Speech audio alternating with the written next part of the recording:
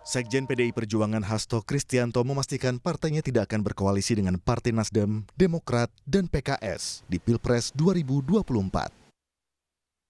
Hasto menyebut, PDIP tidak mungkin bergabung dengan koalisi yang mengusung Anies Baswedan karena dinilai tidak melanjutkan program Presiden Jokowi saat menjadi Gubernur DKI Jakarta. Ya, bergabung dengan koalisi maksudnya bergabung dengan koalisi yang tidak mengusung antitesa Pak Jokowi. Sehingga kami jelas berbeda dengan Nasdem, Demokrat, dan PKS yang telah mengusung Bapak Anies Baswedan. Ya, karena faktor antitesa Pak Jokowi, ya tidak mungkin bergabung. Ya, karena kita lihat dari Jakarta tidak ada kesinambungan, ini Mas Jarod saksinya. Mana ada kesinambungan. Jadi dari gubernurnya saja udah antitesa. Banyak kebijakan Pak Jokowi yang tidak dilanjutkan, apalagi nanti kebijakan untuk yang lebih besar. Karena politik ini kan dimulai dari hal yang kecil.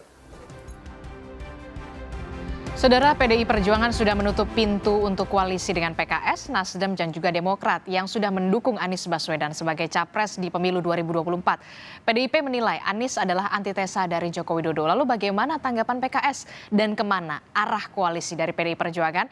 Kita tanyakan kepada politisi PDI Perjuangan Arya Bima dan juga ada juru bicara PKS Muhammad Khalid. Selamat malam Bapak-Bapak. Selamat malam. Saya langsung Assalamualaikum. Waalaikumsalam warahmatullahi wabarakatuh. Saya langsung ke Pak Arya dulu deh berarti. Pak Arya, jadi udah final nih tertutup pintu koalisi untuk para pendukung Anies Baswedan. Ya, selamat malam Kang Khalid, Mbak Risti.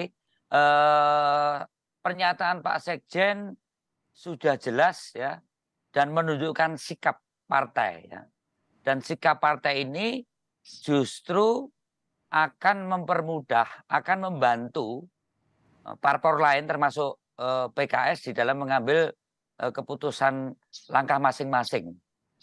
Karena tadi dijelaskan bahwa PDI hanya akan berkoalisi atau bekerja sama ya, untuk mencapai kepentingan bersama. Dalam hal apa? Dalam hal apa soal kerjasama ini? Jelas melanjutkan pembangunan yang sudah dilakukan oleh pemerintah saat ini, yang waktu itu kita adalah mengubah cara berpikir pembangunan Indonesia dengan Indonesia sentris, dengan mewujudkan Pancasila dalam pengertian yang Indonesia yang lebih adil, Indonesia yang lebih berkemanusiaan, Indonesia yang lebih berketuhanan dengan mengedepankan bagaimana keibadatan setiap masing-masing agama dengan tingkat tingginya derajat toleransi antar kehidupan beragama. Hal-hal inilah yang kemudian muncul koalisi perubahan yang ini hanya sekedar kata saat ini, Mas Khalid. Ya, kita belum mengerti perubahan dalam pengertian makna dan tanda yang seperti apa. Ya, termasuk Nasdem yang ada di dalam pemerintahan saat ini juga berkoalisi dengan pemerintahan yang kita juga belum mengerti jelas apa itu perubahan. Maka dengan sikap apa yang disampaikan Pak Sekjen ini akan membantu termasuk PKS untuk mengambil keputusan langkah-langkah penting. Dan ini adalah suatu hal yang dinamis.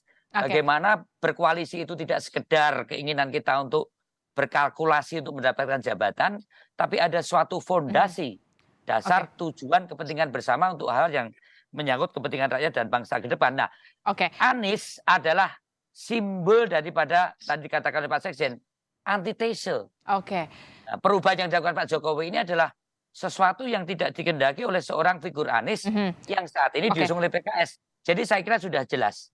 Diferensiasi antara PKS dan PDI Perjuangan, dan itu bukan suatu yang jelek atau buruk ya. Ini adalah cara mendidik rakyat untuk lebih melihat bagaimana kontestasi ke depan itu akan dipenuhi dengan ide-ide dari berbagai partai yang mengusung calon presiden. Saya kira itu. Anies disebutkan oleh PDI Perjuangan antitesa dari Presiden Joko Widodo. Tanggapan dari PKS sendiri, sudah tertutup pintu koalisi dari PDI Perjuangan? Prinsipnya Partai Keadilan Sejahtera menganut prinsip politik inklusif. Artinya kami tidak menutup komunikasi dengan semua partai politik. Walaupun koalisi perubahan saat ini terdiri dari PKS, Nasdem, dan Demokrat, kami juga tetap membuka komunikasi politik dengan partai-partai lainnya. Tapi jika PDIP memiliki garis sikap politik yang sudah clear seperti itu, saya kira itu hak demokrasi, hak yang kita hormati bersama. Dan saya pikir ini juga menjadi sebuah cara untuk membedakan ya, bagaimanakah PDIP memiliki sikap politik. Contoh umpamanya, PKS memiliki sikap sebagai partai oposisi menolak kenaikan harga BBM.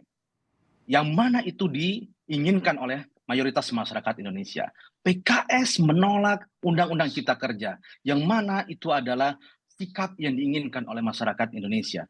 Jadi inilah yang kemudian kita akan bisa membedakan di situ.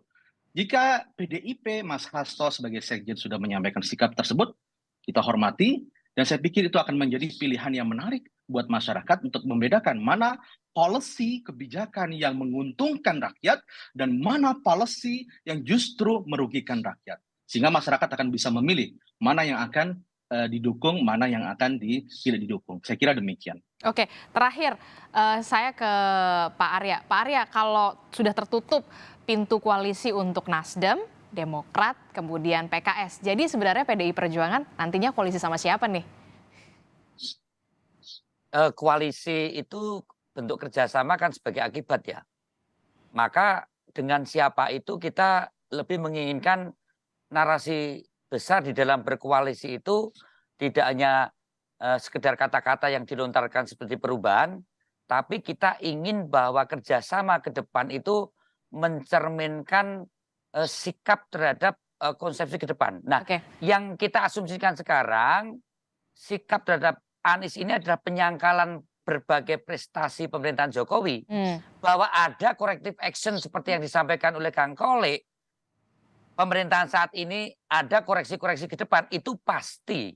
Tetapi bukan berarti bahwa kemudian antitese daripada semua hal yang ada di Jokowi. Selain bahwa ada prinsip-prinsip dasar yang menyangkut masalah ideologi. Nah, kompromi-kompromi inilah yang lebih substansial.